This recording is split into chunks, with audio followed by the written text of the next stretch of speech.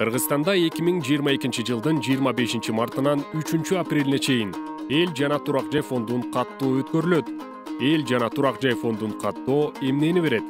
Биринчи, биз адамдын социалдык муктаждыктары үчүн маалымат алабыз. Экинчи, эл каттоо бул өлкөдө элдин аймактар боюнча бөлүштүрүлүшү.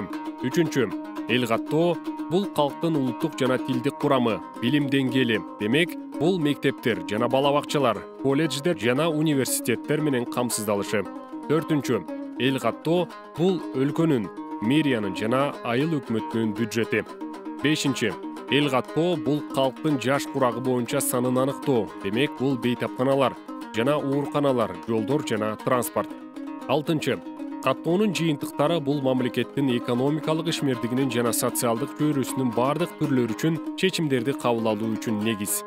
Эл каттоонун жыйынтыктардын узак мөөнөттүү келечеги жана кабыл алууга абдан чоң маданий тарыхый мааниси бар.